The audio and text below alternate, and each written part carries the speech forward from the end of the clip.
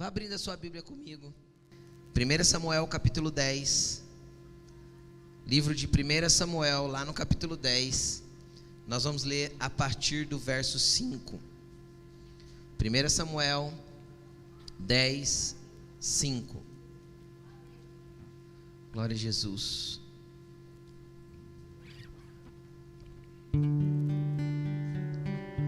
Primeira Samuel, capítulo 10, versículo 5. Aleluia.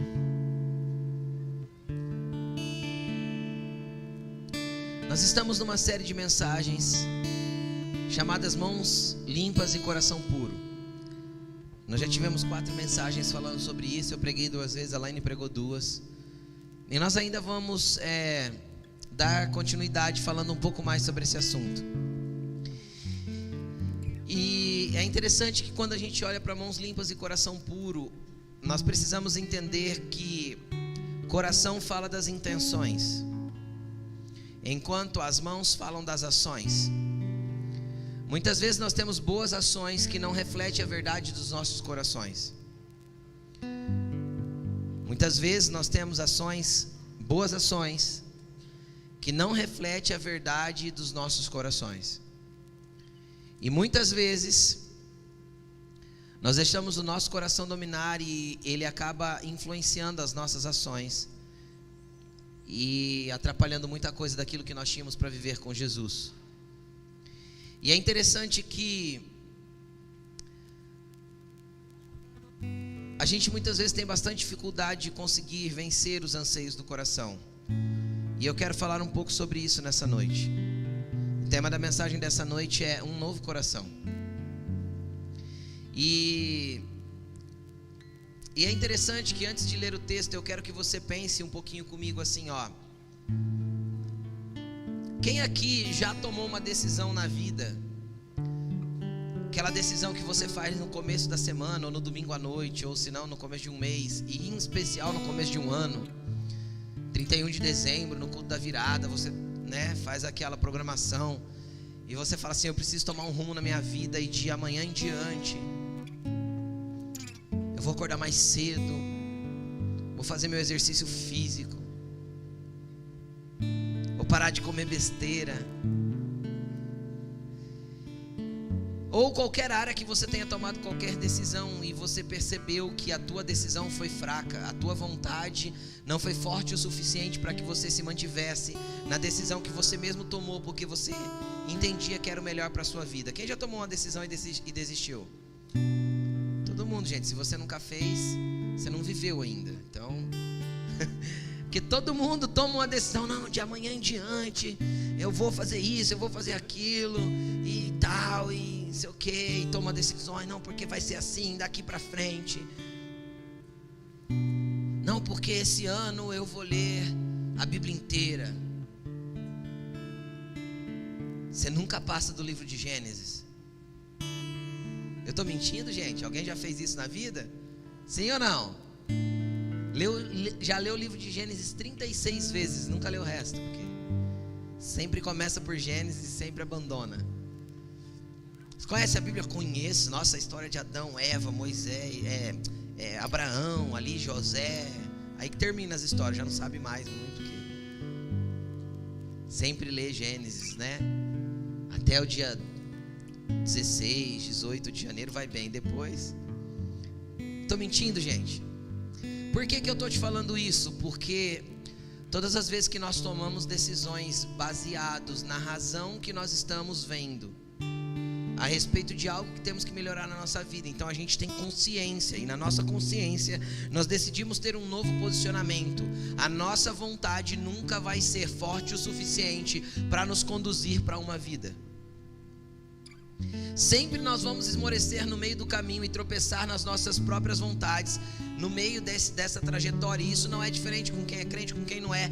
Por isso que todo aquele incentivo humanizado, coaching que a gente vê nos nossos dias de ressignificar, não adianta muito. Você ressignifica aquilo que deveria ser transformado. Você tenta ressignificar aquilo que você deveria estar buscando um novo. Quem está entendendo o que eu estou falando? Você não precisa ressignificar a sua vida. Você precisa encontrar uma nova vida em Cristo. Você não precisa ressignificar as suas atitudes. Você tem que encontrar um novo coração em Cristo, para que você tenha novas atitudes a partir deste novo coração.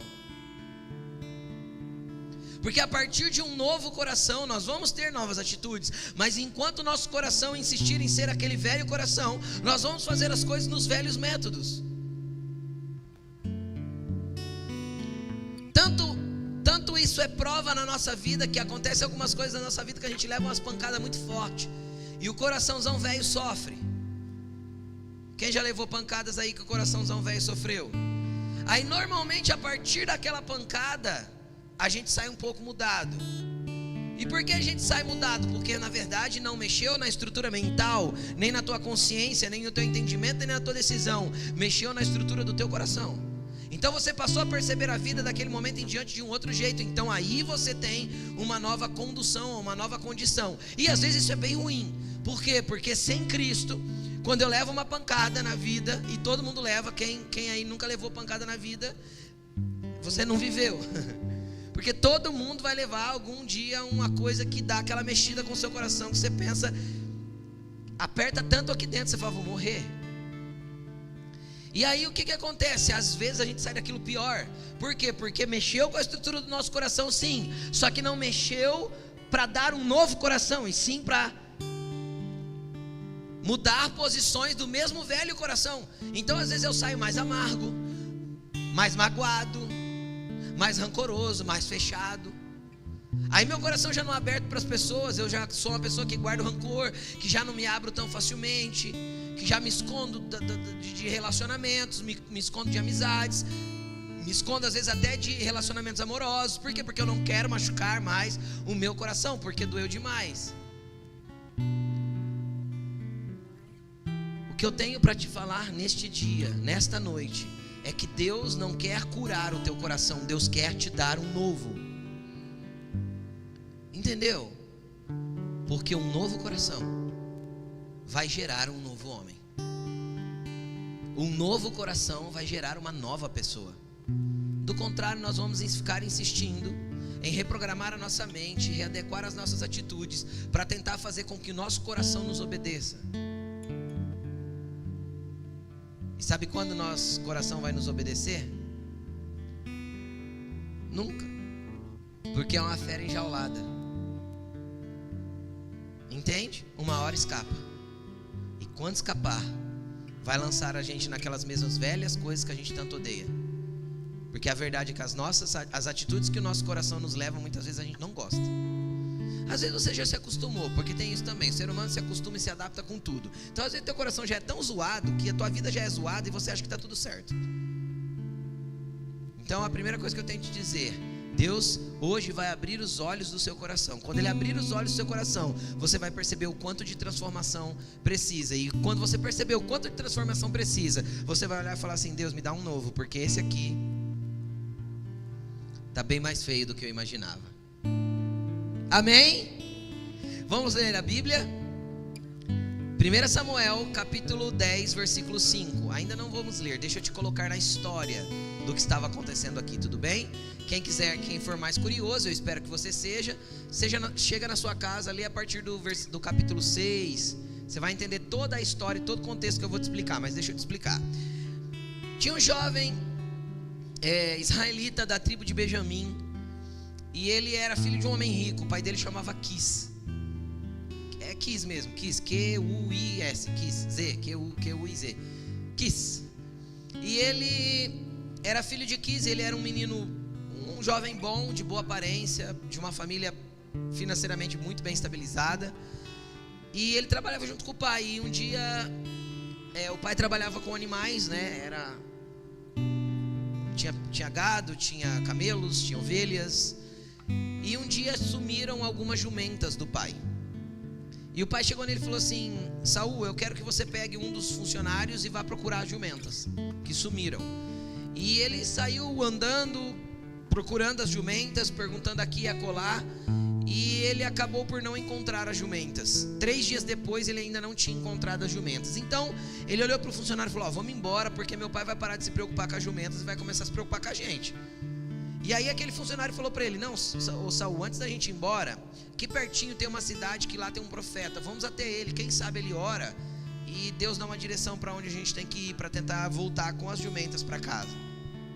Saul então concorda, fala para ele: tudo bem, vamos lá. Chegando lá, eles encontram o profeta Samuel. E o que é interessante? O interessante é que o profeta Samuel, por ser um homem de Deus, já sabia que Saul ia chegar e já tinha preparado um monte de coisa para Saul. Sabe aquela coisa de você chegar num lugar e ter a recepção que você nunca esperou na tua vida? Foi isso que aconteceu, sabe assim?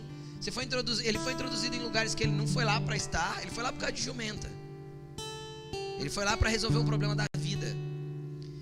Deixa eu te falar uma coisa: você corre o risco de buscar Deus para resolver um problema da vida e acabar encontrando o teu destino profético nele, tá? Você escutou o que eu estou te falando?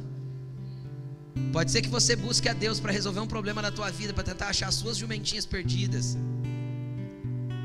e você acabe achando um propósito para a tua vida, porque é assim que Deus faz. Então Saul foi lá para resolver um problema da vida, só que ele encontrou um propósito. De repente Samuel falou: não, eu estava te esperando, você é o Saul, né? Ele falou assim: sou. Então vem cá que você vai comer comigo hoje. Sabe aquela coisa de só, aquela situação que ele é colocado, que ele só vai. Quem já viu uma situação assim, né? Ele só foi. E cara, e quando ele foi dormir na casa de Samuel, e Samuel falou para ele: ó, de hoje em diante Deus está te ungindo, você vai ser rei de Israel e tal. E ele falou assim: você tá, né? Tá pichuruco, tá biruleips, né? Como a Laine falou semana passada. Não, eu não. E aí o que acontece? Acontece que Samuel falou para ele: você, Deus te escolheu e tal, deu um monte de palavra para ele. E aí a hora que eles estavam se despedindo, vem o que nós vamos ler, porque eu quero falar sobre essa profecia da despedida. Tudo bem? Então vamos? Eles estavam se despedindo, Saul e Samuel. Vamos lá. Samuel começou a contar para Saul o que ia acontecer depois que ele saísse dali. E aí, olha só: depois você irá, tá no telão? Tá, né? Depois você irá para Gibeá de Deus, onde há um destacamento filisteu. Ao chegar à cidade, você encontrará um grupo de profetas que virão descendo do altar do monte, tocando liras, tamborins, flautas e harpas. Era um louvorzão, sabe? Eles tinham subido no monte para adorar e desceram chapadão no espírito, cheio de louvor, de adoração. Tava top o ambiente ali. Sim ou não? Era um ambiente profético. Você entende isso? Com muita adoração a Deus, com muito louvor, com instrumentos musicais. Era um ambiente de adoração que estava sendo criado. Nada disso estava acontecendo. Samuel só estava falando: ó, vai acontecer isso. Tudo bem? Então eles vinham descendo e eles estarão profetizando. O Espírito do Senhor se apossará de você, e com eles você profetizará, e será um novo homem. Cara, Deus não quer que você seja cheio do Espírito Santo para você gozar de um arrepio. Deus não quer que você venha numa conferência como nós tivemos aqui 10 dias atrás, e que você viva o que você viveu naquele sábado à noite, e que você fale assim para todo mundo: uau, foi top, Deus falou comigo, eu tive uma visão, eu tive uma palavra, eu senti rupiou aqui, mexeu ali, não sei o que, e nossa, eu caí pro chão. Se esse encontro com o Espírito Santo não te transformar em uma nova pessoa, não passa de sensação. Você entendeu? Samuel falou para Saul assim: cara, você vai encontrar um ambiente profético, e quando você encontrar um ambiente profético, ele vai te transformar em um novo homem. Por quê? Porque o Espírito de Deus se apossará de você. Olha para essa pessoa que está do teu lado e fala assim: o Espírito de Deus se apossará de você, se é que você já não é possuído. Fala para ele. Amém? Quem quer ser possuído aí? Pelo Espírito de Deus eu quero. Possui mesmo, Jesus. Amém? E aí o que acontece? Vamos continuar. Assim que esses sinais se cumprirem, faça o que achar melhor, pois Deus está com você. Cara, isso é muito lindo. Por quê? Porque isso aqui me mostra Deus tendo uma sensibilidade, sei lá se eu posso dizer assim, ou uma predisposição em respeitar a nossa humanidade. Como assim, pastor? Cara, Deus poderia ter dito assim para Samuel: olha, o Espírito vai se apossar de você, e a partir daí você vai fazer tudo que eu quiser do jeito que eu mandar. Foi isso que Deus disse para ele? Não. Deus falou para ele assim, ó: Deus, você pode fazer o que você achar melhor, por Deus estará com você. Cara, o que Deus estava falando para Saul? O que Deus tem para explicar com isso para nós? Deus não quer tirar a nossa humanidade. Deus não quer que nós venhamos abrir mão de certos sonhos. Alguns Ele vai querer que a gente abra mão, outros não. Existem sonhos e desejos que Deus vai realizar na nossa vida. Coisas que a gente sonhou a vida toda, às vezes vão acontecer, e às vezes Deus olha e fala assim: cara, esse teu desejo é bom, eu vou usá-lo de alguma maneira. Existem coisas que você faz que é da tua natureza, é da forma que você foi criado, é a estrutura humana que te foi colocada, que é legal, e eu vou usar isso para o meu reino. Por quê? Porque Deus não quer que nós venhamos a nos tornar robôs. Quem está entendendo o que eu estou falando? Deus não quer que nós venhamos a nos tornar suas marionetes. Deus nunca teve essa intenção. Por quê? Porque Deus não quer robôs, Deus quer filhos. E é interessante, quem nunca teve a experiência ainda de ter filhos, eu profetizo que você terá. Mas quem tem um, não faz ideia do que é ter dois. E quem tem dois, não faz ideia do que é ter três. Eu não tenho ideia do que é ter três. Mas aí a hora que a gente olha, se a gente conversar com um pai que tem 2 filhos, com um pai que tem 3 filhos ou mais, nós vamos perceber de algo muito peculiar, que é, um é completamente diferente do outro. Se tiver 5 irmãos, os 5 serão diferentes uns dos outros. E você que tem irmão entende um pouco do que eu estou falando. Mas quando a gente é pai, a gente percebe com muito mais clareza do que um irmão. Por quê? Porque a diferença do nosso irmão para nós nos irrita. Dos pais não, os pais olham todos com o mesmo amor. Então é muito legal quando a gente olha, porque cada um é de um jeito. Cada um é de uma forma. O Vitor, por exemplo, nunca foi piduncho. Ele era um menino que estava satisfeito com tudo que dava, tudo estava bom. A Bia pede tudo, toda a parte dela, toda a parte do Vitor e mais uns 30% excedente. Todo dia ela quer alguma coisa, todo dia ela quer alguma coisa. Então é diferente um do outro, completamente diferente. E o que eu estou tentando te mostrar com isso? Um pai não exige que os filhos sejam todos iguais. Um pai não exige que todo mundo seja exatamente, aqui nessa casa todo mundo tem que ser assim. É assim que o pai faz? Não, porque cada um tem a sua personalidade, o amor é o mesmo. Cada um tem o seu jeito de agir, o amor é o mesmo. Lógico, um vai ter que ser corrigido mais, outro menos. Um vai ter que ser chamado mais atenção, outro menos. Para uns, né? Para a Bia eu falo muito mais não do que eu já disse para o Vitor. Isso que tem 10 anos de diferença, mas eu já falei bem mais não para a Bia do que eu disse para o Vitor ao longo da vida. Então, é lógico que com cada um você tem uma tratativa, mas o amor é o mesmo, e eu não espero que eles sejam aquilo que eu determinei que eles fossem no seu jeito de ser, na sua personalidade, nos seus desejos, na forma que eles escolhem as coisas para eles. Quem está entendendo o que eu estou falando? Assim é Deus. Então ele olhou para Saul e falou assim: você vai ser cheio do Espírito Santo, você será um novo homem, e cara, vai viver. Você vai ter coisas que você vai fazer, o seu pai estará com você, Deus estará com você. Entende o que Deus estava falando para ele? Então Deus não quer roubar coisas suas, de forma alguma. Mas Ele quer te transformar em alguém que Ele possa olhar e dizer: este é meu filho amado, nele eu tenho prazer. Entende? Porque Ele pode olhar para Jesus e dizer assim: este é meu filho amado, nele tenho prazer. Porque Jesus decidiu no coração que estaria sujeito a toda a vontade do Pai. Deus não obrigou Jesus a fazer isso. Como eu sei que Deus não obrigou? Porque Satanás foi lá tentar ele para ele adorar. Lembra? Satanás falou assim, ó, tá vendo os reinos da terra? Eu te dou todos, se você prostrado, me adorar. Jesus não olhou para ele e falou assim, não tem jeito de eu te adorar, Satanás. Não tem como eu te adorar, Satanás, porque eu sou filho de Deus. Então, tipo assim, não faz sentido isso aí. Não, Jesus não respondeu isso. O que Jesus respondeu? Somente ao Senhor, seu Deus, adorarás, e somente a Ele prestará culto. Quem está entendendo? Por quê? Porque Jesus tinha toda a condição humana de cair naquela tentação. Quem está entendendo o que eu estou falando? Se Satanás tentou, porque havia. O que não havia? Não havia dentro do coração de Jesus a intenção de fazer isso. Então por isso que Satanás não conseguiu arrancar isso dele. Quem está entendendo o que eu estou falando? Porque o coração de Jesus é o coração que nós devemos ansiar dentro do nosso peito. Um novo coração. Por quê? Porque um novo coração vai gerar um novo homem. Agora vamos continuar lendo o texto.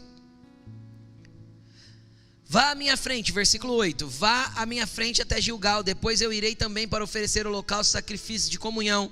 Mas você deve esperar 7 dias até que eu chegue e te diga o que fazer. Olha que interessante isso aqui. Quando se virou para afastar-se de Samuel, foi na hora que, tipo assim, Samuel acabou de falar. Saul deu as costas, sabe quando dá as costas, sim? Quando ele se virou para ir embora, Deus mudou o coração de Saul. E todos aqueles sinais se cumpriram naquele dia. Chegando a Gibeá, veio um grupo em sua direção.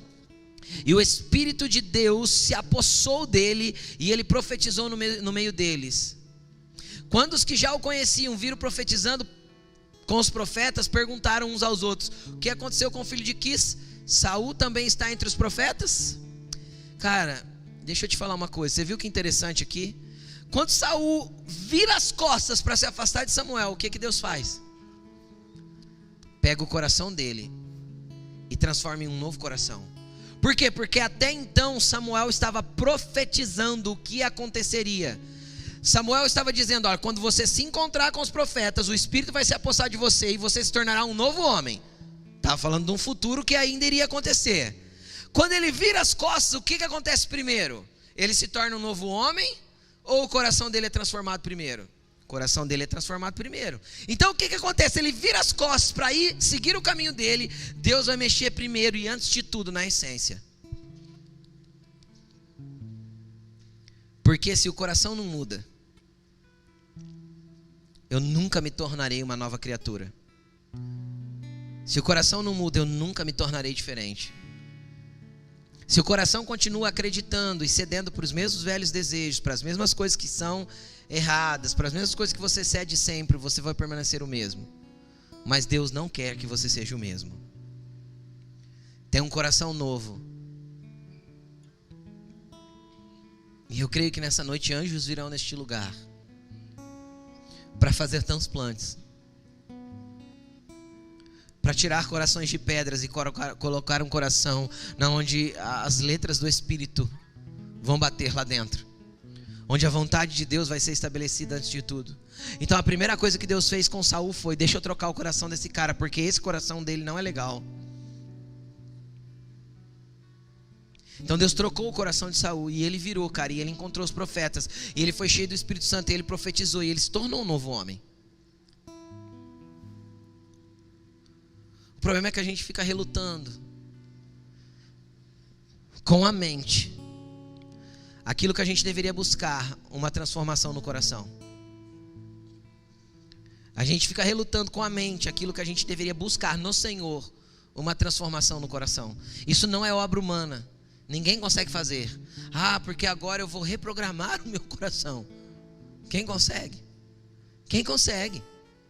Ninguém. Por quê? Porque o nosso coração nos engana. Lá nesse versículo da semana passada, o coração do homem é enganoso. Então a gente não conhece. A Bíblia diz que Deus esquadrinha o coração. Você sabe o que é esquadrinhar? Quem já picou tomate para fazer vinagrete? Quem já picou tomate para fazer vinagrete? Eu já. É isso, esquadrinhar. Você pega a faca e você corta, depois corta ao contrário, não é assim? Depois corta ao contrário de novo, não é? Para ficar um monte de pedacinho. Isso é esquadrinhar. Deus diz: eu esquadrinho o coração. E prova a sua mente. Por quê? Porque se Deus esquadrinhou o coração, Ele vai ver os desejos do coração, Ele vai ver o que está na tua mente. Porque é a tua mente que fará executar as ações que o teu coração está jogando para ela. Entende o que eu estou falando? Então por que Deus esquadrinha? Porque Ele conhece teu coração melhor do que você. Então nós devemos buscar no Senhor um novo coração. Aí eu entendo a conversa de Jesus com Nicodemos. João capítulo 3. Nicodemos era um mestre da lei, um cara letrado, conhecia a Bíblia, conhecia as Escrituras, era um mestre entre os judeus, um fariseu de fariseus, era o bambambam, sabe, aquele cara, pá. Aí ele pediu para conversar com Jesus de noite, meio no mocó e tal, e ele foi lá, conversou com Jesus. E aí eles começam a trocar ideia, começam a conversar, e aí Jesus olha para ele e fala assim: Nicodemos, é necessário nascer de novo, cara. Nicodemos dá um bug, sabe aquele bug na mente? Porque Nicodemos estava tentando processar o que Jesus estava falando aonde? Na mente. Na mente eu não consigo processar coisas espirituais. As coisas espirituais se processam no espírito, no coração e no espírito. Aí ele olha para Nicodemos e fala assim: é necessário nascer de novo. Nicodemos fala assim: como eu sendo velho posso entrar na barriga da minha mãe e nascer de novo? Que jeito que é isso? Jesus olha para ele e fala assim: ei, Nicodemos, se você é mestre em Israel e eu não consigo falar com você a respeito dessas coisas, o que vai acontecer com os outros? É necessário que você nasça da água e do Espírito. O que Jesus estava falando para ele? É necessário que você deixe a água da palavra te lavar e que o teu Espírito seja recriado dentro de você. Só que o Espírito só é recriado dentro de mim quando eu resolvo abrir meu coração para essa nova criação ser gerada. O problema é que a gente por muito tempo, e eu falo a gente incluindo você, e às vezes você é novo, às vezes você está numa igreja evangélica pelas primeiras vezes, mas a pregação da igreja evangélica ao longo de muitos anos foi: venha para a igreja e tenha bênção, venha para a igreja. Cara, a verdade é que vir para a igreja não muda ninguém.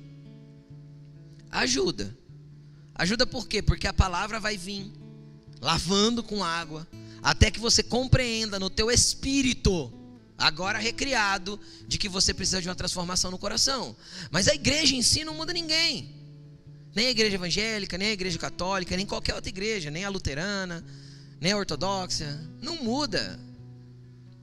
Por quê? Porque a igreja é a junção de pessoas. O que transforma para valer, cara, é quando o Espírito Santo consegue entrar dentro de você e você consegue ser aberto o suficiente e falar assim: Deus, ou o Senhor troca esse coraçãozão velho aqui, eu vou continuar sendo esse mesmo velho trem ruim aqui, sempre. Mas isso precisa de um convencimento do Espírito Santo também. Por isso que eu falo que é tudo obra do Espírito Santo.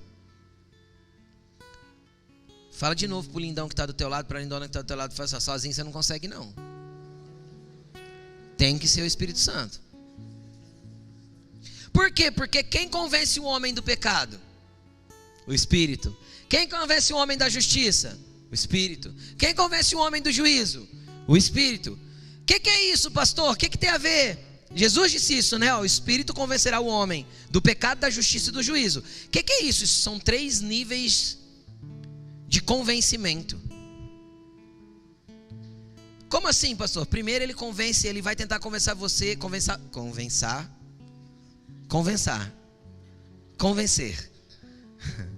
Primeiro ele vai tentar convencer você de que você está pecando, de que atitudes que você tem é pecado. Então isso vai começar a te incomodar lá dentro. Quem já sentiu isso?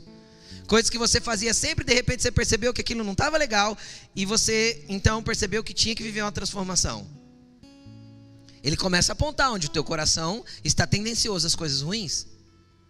Convenceu do pecado. Se eu não me abro para ele, não me rendo para ele, não peço uma transformação, não busco ele trocar, não busco nele trocar o meu coração, uma rendição que eu seja transformado, então ele vai me convencer da justiça. O que é justiça, gente?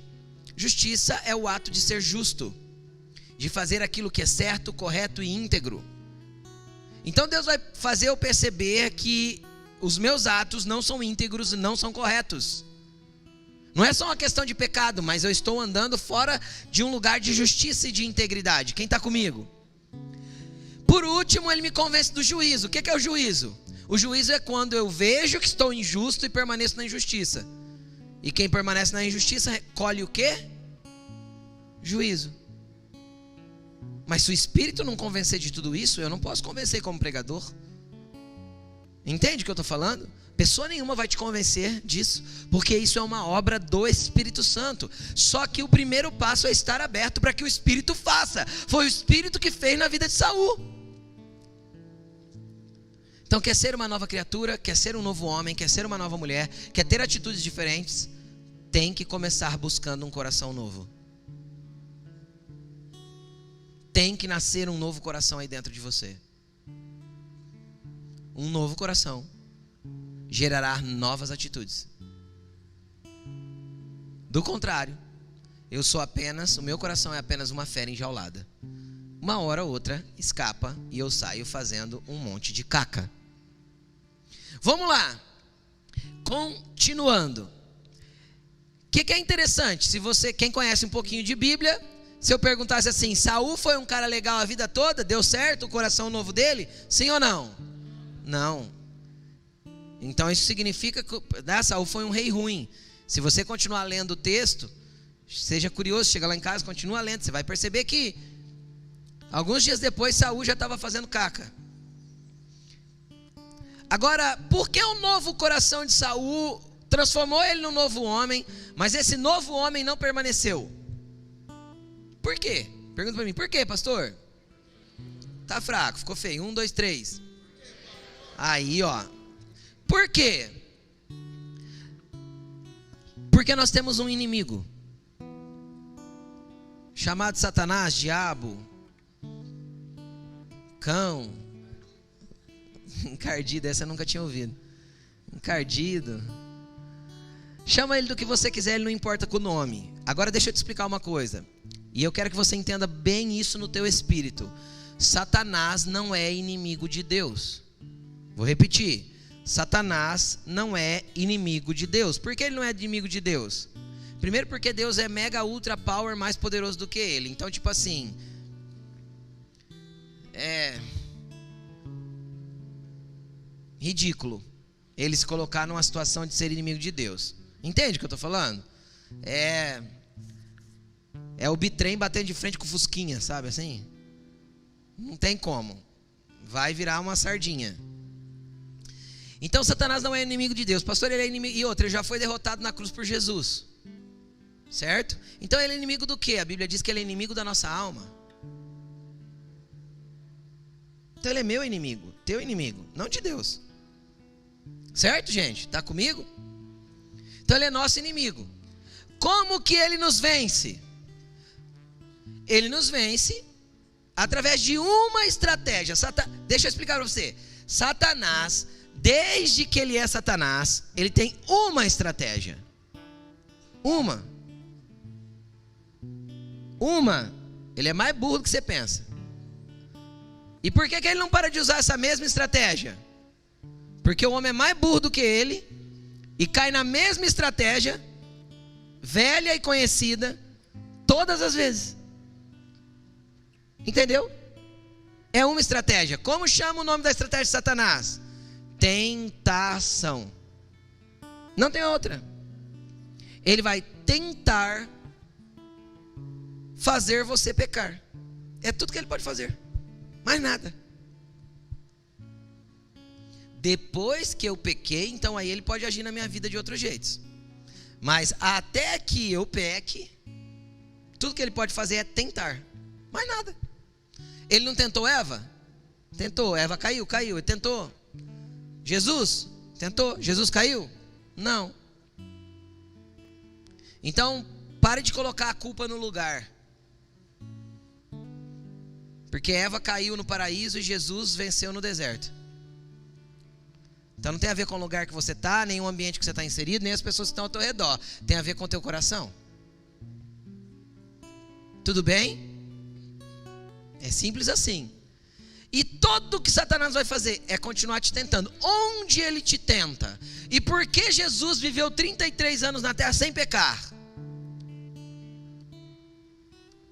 Justamente porque Jesus não deixou o coração dele nunca ser atraído pelas coisas da terra. Já todo homem tem coisas na terra pecaminosas que ele gosta. Sim ou não? Não tem coisa que o teu coração deseja que é pecaminoso? Tem. Claro que tem, todo mundo tem. E aí o que ele fez na vida de Saul? Só para você entender. Saul era um cara que no passado ele era um cara legal, mas tinha seus pecados. Quem está entendendo o que eu estou falando? Deixa eu te explicar uma coisa. Deus deu um novo coração, não deu? Só que existe uma coisa aqui, ó, que chama memória, que está ligada a conexões neurais, um monte de coisa, tal, papá, que desencadeia gatilhos mentais. Você já ouviu falar dessas coisas, sim ou não? Não vou entrar nessas coisas porque eu não estudo muito disso, então é bobeira falar. Mas essas coisas existem. Mas vamos falar da memória. É muito simples. Quem tem uma cicatriz aí? Coloca a mão nela, dói? Se for recente, dói. Se não for, a minha do pé dói. Aí eu tenho uma aqui, ó, que eu não sinto nada. Não sinto dor nenhuma. Nem aquela dormência que fica, né, do pós-cirúrgico, eu não sinto mais. É normal, eu sinto perfeito aqui. Só que eu não tenho amnésia. Eu não sinto mais dor. Eu não tenho mais problema nenhum, mas eu fiz uma cirurgia aqui. E foi uma cirurgia grande. O médico abriu minha cara no meio, arrancou minha orelha pro lado. Ainda bem que ele não me deixou tão feio. Então eu lembro. Mas causa dor? Não. Não causa. Cara, deixa eu te explicar uma coisa. O teu passado, a tua velha vida, os teus pecados precisam ficar no passado. Isso é só uma cicatriz da velha vida. O teu novo coração não está encharcado deles. O teu novo coração não mais deseja eles. Quem está entendendo o que eu estou falando? Só ficou uma estrutura mental de lembranças. E lembranças ruins. Porque quando um novo coração é colocado aqui, o pecado não é lembrado aqui com prazer, ele é lembrado aqui com pesar. Pegou o que eu estou falando ou não? O que Satanás consegue fazer? Pegar a tua história, que ele conhece, e soprar na tua mente uma memória. Só que ele vai buscar na tua mente uma memória que ele sabe que na época, no dia que você praticou, te causou muito prazer. Então ele vai suscitar aquela memória. Para quê? Para tentar na tua mente gerar alguma coisa que desça ao teu coração e então contamine esse novo coração para que você volte a desejar o pecado. Pegou? Então Satanás não pode tocar nesse novo coração seu, mas ele pode soprar na sua mente, porque a mente é um campo aberto, sim ou não? A mente é um campo aberto. Então, eu poderia, por exemplo, citar o exemplo de Davi, que foi o sucessor de Saul como rei. Davi era um homem segundo o coração de Deus. Ele era um homem que tinha um coração alinhado com o coração de Deus. Top, não? Sim. Um dia ele levantou lá, tirou um cochilo depois do almoço, levantou para dar um rolê na sacada do palácio e viu uma mulher tomando banho, peladona. O que ele poderia ter feito? Ele poderia ter voltado para dentro, chamado um serviçal, falado, ó, pede para fulano de tal ir na casa de tal pessoa e fala para ela que quando ela for tomar banho, não é para ela tomar banho com a janela aberta ou no quintal, sei lá que jeito que Batseba estava tomando banho.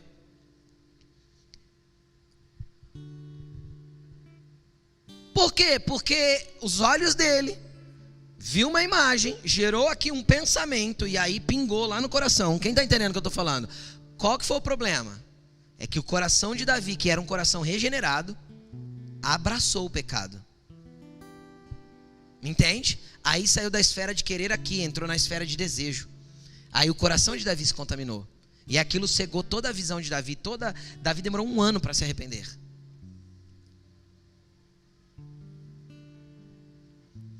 Por quê? Porque ele aceitou a tentação. E ele deixou descer para o coração. E aí o coração conduziu o resto. Porque de tudo que se deve guardar, guarda o seu, porque dele procede todos os caminhos da tua vida. Todos os caminhos da tua vida procedem do coração. Então o que eu tenho que guardar? O coração. Então às vezes você pode até ter uma guerrinha na tua mente. Pode acontecer. Peça auxílio para quem? Para o Espírito Santo. Por quê? Porque o apóstolo Paulo ensinou no livro de Coríntios o seguinte. Não lembro se acho que é Coríntios. O seguinte: não vem tentação sobre vocês a não ser humana. E por que Paulo afirma isso? Que toda tentação é humana? Justamente porque Satanás vai arrancar lá das suas memórias passadas algo que gerou prazer. Do contrário, você não é tentado. É? Por exemplo, eu nunca tive problemas com bebida. Nunca gostei. Nunca mesmo. Nenhum tipo. Meu paladar, ele não tem nenhum tipo de propensão a álcool. Eu acho ruim. Então eu vejo um copo de bebida, para mim não é nada. Quem está entendendo o que eu estou falando? Não me causa tentação. Satanás vai me tentar com bebida? É lógico que não. Aí ele não é tão burro assim, né? Entende o que eu estou falando ou não? Então ele vai tentar cada um nas esferas de prazeres que ficaram memorizadas. Então você precisa discernir a sua fraqueza. E nessa área de fraqueza você tem que estar mais atento. Por quê? Porque normalmente os pensamentos que vêm são sutis. E a hora que você menos percebe é o teu coraçãozão lá pulsando por aquelas coisas. Passou por aqui, desceu, você nem percebeu, você se entregou.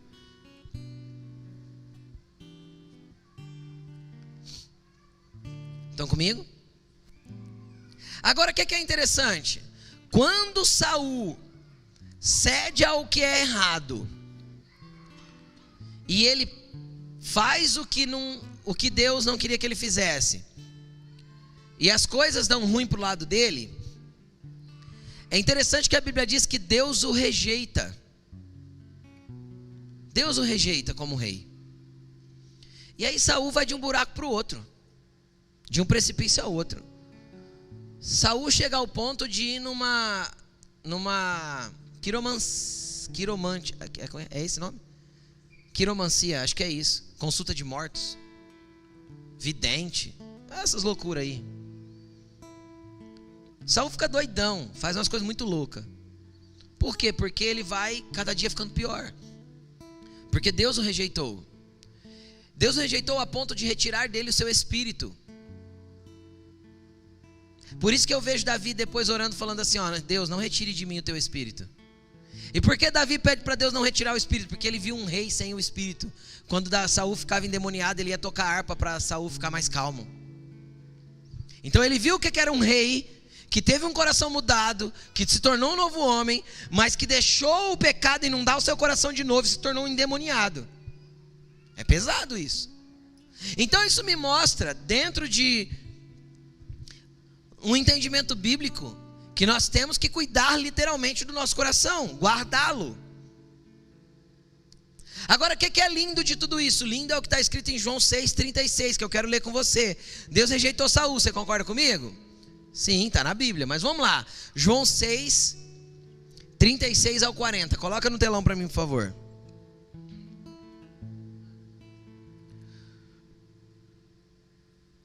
João 6,36, olha que legal. Mas como eu lhes disse, vocês me viram e ainda não creem. Jesus está falando, tá? Isso é palavras de Jesus. Todo aquele que o Pai me der virá a mim. E quem vier a mim, eu jamais rejeitarei. Sabe quantas vezes você pode voltar para Jesus sujo, fétido, cheio da lama do pecado? Sempre. Porque eu não amo meu filho com roupas limpas menos do que eu amo ele com roupas sujas.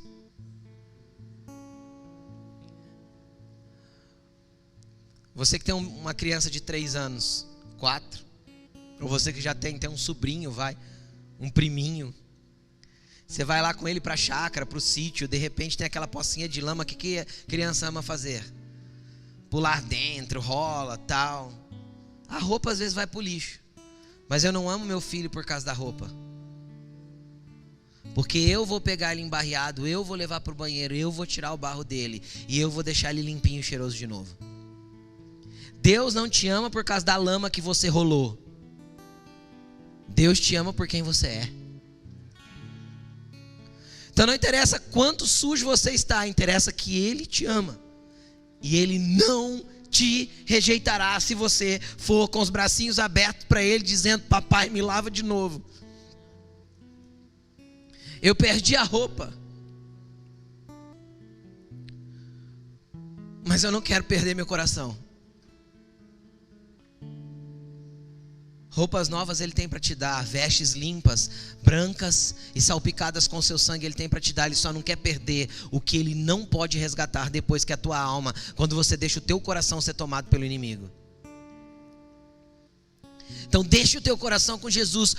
Aquele que vier a mim, eu jamais rejeitarei, disse Jesus. Então, cara, vai para Ele. Quando? Sempre, todas as vezes. Volta lá, se arrepende, chora, começa de novo. Porque Deus conta, não é com uma geração de homens e mulheres impecáveis, no sentido literal da palavra. Deus conta com uma geração de homens e mulheres que se arrependem e voltam. De novo e de novo e de novo, com lágrimas nos olhos, com pranto, choro e lamento, dizendo: Deus, meu coração errou de novo. Mas se o Senhor não me rejeita, eu volto. Eu perdi a roupa, eu perdi o tênis, eu perdi tudo, eu sei que vai tudo para o lixo, ou vou ter que começar tudo de novo. Mas Deus, eu sei que o Senhor pode me lavar, e estar limpo e cheiroso é tudo que eu preciso para ter teu colo. Prova isso, pastor. Quem lembra do filho pródigo voltando do chiqueiro? O que o pai fez? Correu ao seu encontro, beijou e abraçou. Não interessa o teu fedor, cara. Interessa que Ele quer você e Ele jamais te rejeitará. Só volta. O problema é quando eu não venho. Ele diz: aquele que vier a mim, jamais eu rejeitarei. O problema é quando eu não vou para Jesus. Eu me acho sujo demais para Ele me aceitar. Quem está colocando isso no teu coração? O dono dele, o Satanás, que pegou o seu coração. Então ele vai colocar no seu coração que você está muito sujo para voltar para Jesus, que você está muito torto, que Jesus te queria se você fosse bonitinho. Lá tem filho feio, papai? Não existe filho feio, papai e mãe, cara. Jesus te ama especialmente, mais do que todos os teus irmãos. Todo mundo. O amor de Deus é doido, incrível, indescritível. Sim ou não? Só volta quantas vezes for necessário. Porque o importante não é como você começa a sua caminhada na fé, é como você termina. Porque tem gente que começa, o ladrão da cruz começou mal, e como ele terminou? Bem. Ainda hoje você estará comigo no paraíso. Uau, isso é terminar bem demais. Sim ou não? Só que ele começou mal, pra caramba, tarde. Saul começou bem, terminou mal. Salomão começou bem, terminou mal. O importante não é como você começa, é como você termina. E só vai terminar bem quem estiver disposto a voltar de novo, e de novo, e de novo, e de novo, e de novo, e de novo. Se o padrão do perdão de Deus para mim, para com você, é 70 vezes 7, qual você acha que é o tamanho do perdão de Deus para conosco?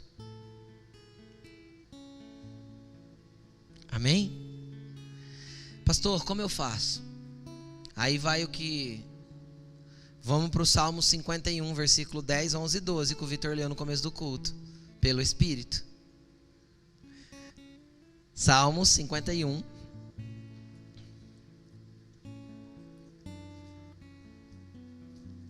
versículo 10, 11 e 12. Lembra que eu falei que Davi olhou a mulher lá, mandou trazer? Ele mandou trazer a mulher, dormiu com ela engravidou. Ele mandou trazer o marido dela da guerra para ver se ele ia lá, dava uma dormida com ela, para ver se jogava o filho para ele. cachorro. Nem assumir o filho, ele não queria. Depois ele manda matar esse homem. Ou seja, Davi faz uma baita de uma caca, cara, por causa de um desejo do coração. Um abismo chamou outro. Sabe aquela coisa assim? A bola de neve que vai virando.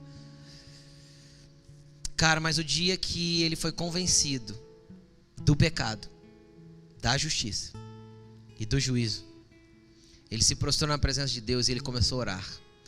E essa daqui deve ser a tua oração hoje e sempre, e todas as vezes que você precisar. E não tem problema se você abrir esse Salmo 51 para orar. Faça dele a tua oração. Mas volte com teu coração rendido, arrependido, para começar de novo. E eu não vou ler só o versículo 10 não. Vamos começar do começo. Olha o que Davi ora. Versículo 1. Coloca para mim. Tem misericórdia de mim, ó Deus, por teu amor. Por tua grande compaixão, apaga as minhas transgressões. Lava-me de toda a minha culpa e purifica-me do meu pecado. Cara, isso é reconhecimento. Pois eu mesmo reconheço as minhas transgressões, e o meu pecado sempre me persegue. Contra ti, só contra ti pequei e fiz o que tu reprovas, de modo que é justa a tua sentença, e tem razão em condenar-me. Sei que sou pecador desde que nasci, sim, desde que concebeu a minha mãe. Sei que desejas a verdade no íntimo. O que ele está falando? Eu sei que o Senhor quer olhar para mim e ver que eu estou sendo verdadeiro lá no coração. Que eu não estou falando só um blá blá blá porque eu quero pedir um perdão de plástico, superficial e sem vida. Eu sei que o Senhor deseja a verdade aqui. Ele precisa ser um arrependimento genuíno, verdadeiro. E no coração o Senhor me ensina a sabedoria. Purifica-me com isopo. Isopo era uma plantinha que eles faziam rituais de purificação. Se nós fôssemos transliterar isso aqui por nossos dias, pode orar assim, ó, purifica-me com teu sangue, porque o sangue dele é a purificação do nosso pecado para sempre. E ficarei puro. Lava-me e mais branco que a neve serei. Me faz ouvir de novo júbilo e alegria. Os ossos que o Senhor esmagaste exultarão. Esconde o rosto dos meus pecados e apaga todas as minhas iniquidades. Ele já fez isso na cruz por nós. Agora vem aqui, que é a base uma das bases do tema, né? Cria em mim, ó Deus, um coração puro. Cria em mim um coração puro, ó Deus, e renova dentro de mim um espírito estável. Cara, ele não está pedindo assim, Deus, lava esse coração, limpa esse coração, renova esse coração. Não, o pedido não é renovação, limpeza, remendo, band-aid. O pedido é o quê? Cria. Criar é fazer um novo. Cria em mim um coração puro e renova em mim um espírito estável. Ou seja, um lugar de estabilidade para eu manter o meu coração puro no Espírito, com o Senhor.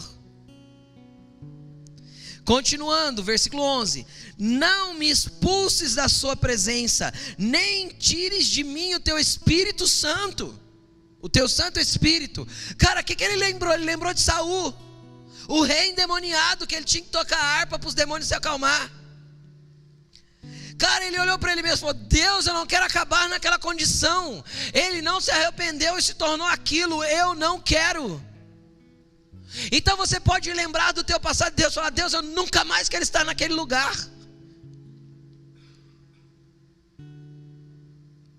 Cria em mim um coração puro. Aí o 12 vai, eu vou parar aqui no 12. Devolve-me a alegria da tua salvação. Por quê? Porque quando a gente peca, pula na lama, rola, a gente acha assim, não tem mais jeito para mim. É o que eu te falei, Satanás vai tentar te convencer que já era. É isso que Satanás vai tentar te convencer.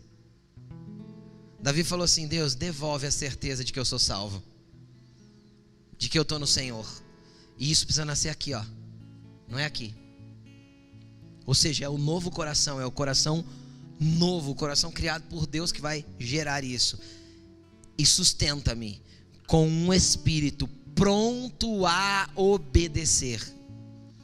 Isso são chaves maravilhosas. Primeiro, eu tenho que clamar pro Senhor no Espírito para Ele me dar um novo coração. Depois, eu tenho que pedir que esse coração também esteja pronto para obedecer. Jesus nunca desobedeceu a Deus em nada, por isso que ele nunca pecou. Coloque-se de pé.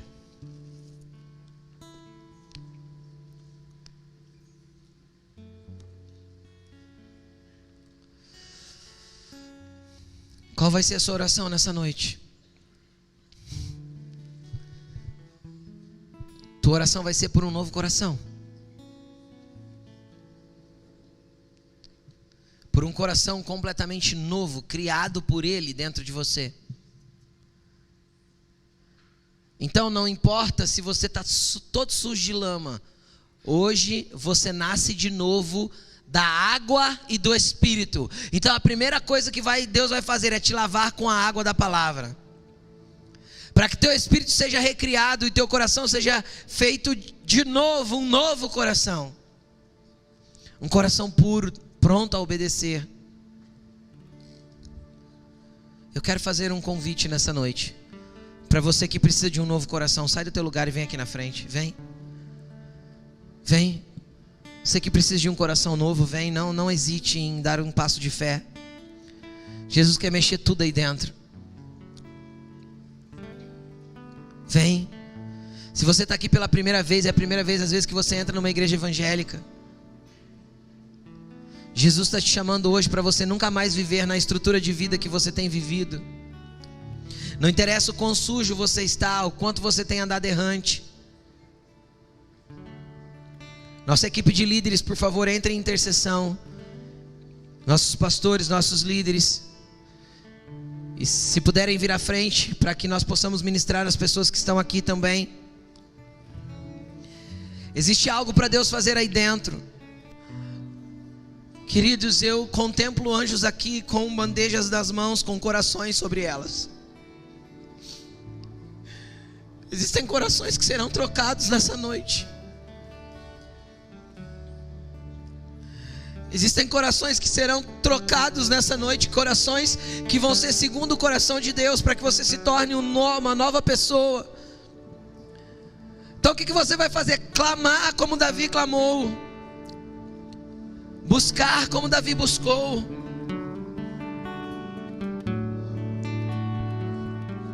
Tem um coração novo para Ele te dar. Comece a falar com Ele. Ele está neste lugar. Santo Espírito, nós clamamos que o Senhor venha entre nós.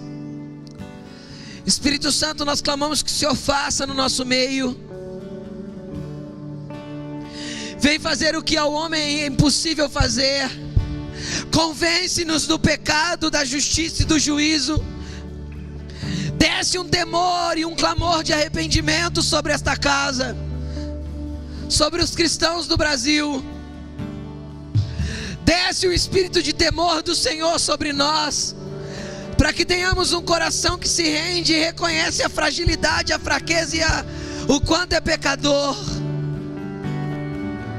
Comece a clamar ao Senhor. Cria em mim um coração puro, Senhor. Renova em mim um espírito pronto a obedecer. Cria em mim um coração puro, Senhor. Renova dentro de mim um espírito pronto a obedecer.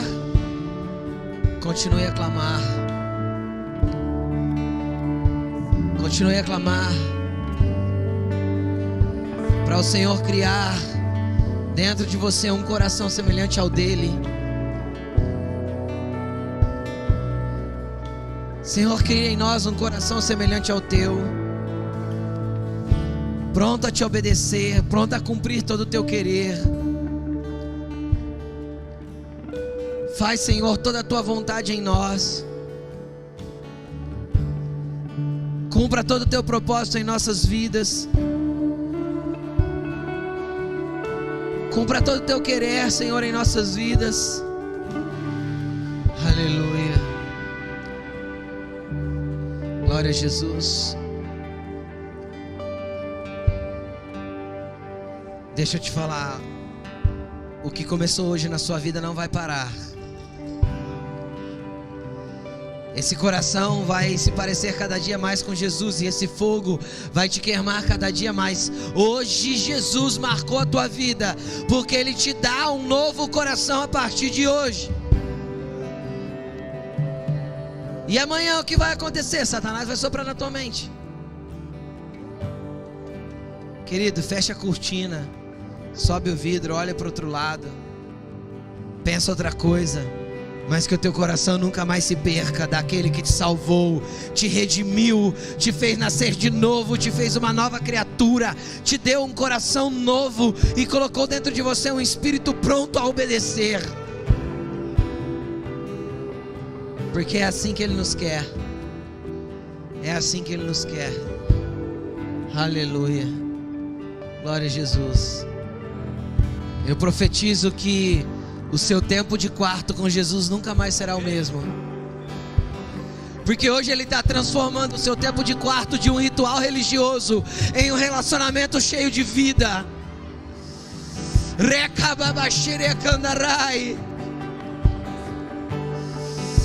O Senhor está removendo estrutura de religiosidade de algumas pessoas aqui,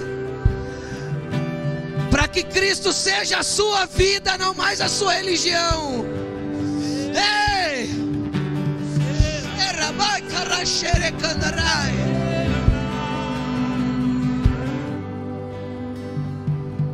Existem sujeiras no coração que tem causado enfermidades no físico. Esse ambiente profético está removendo sujeiras do coração para curar também o físico de muitos aqui.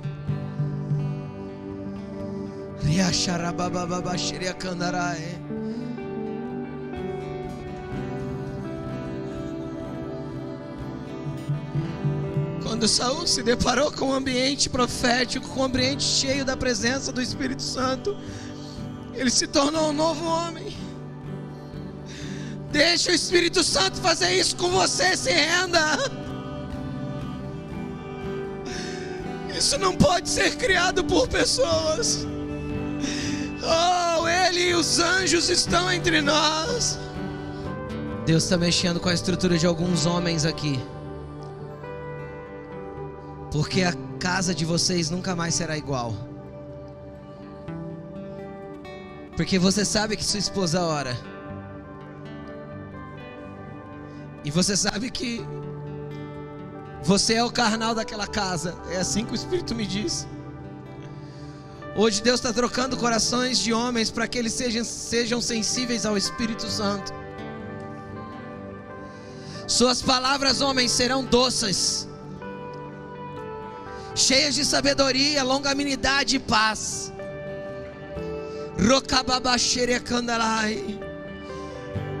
Porque você será a figura representativa de Deus lá dentro da sua família, do Pai que Ele é para você. É o Pai que você será dentro daquela casa. Aplauda Ele, aplauda, aplauda, aplauda. Glorifique a Ele. Ele é digno de toda a honra. Celebre a Ele, celebre, celebre. És digno, Jesus. Obrigado, Senhor.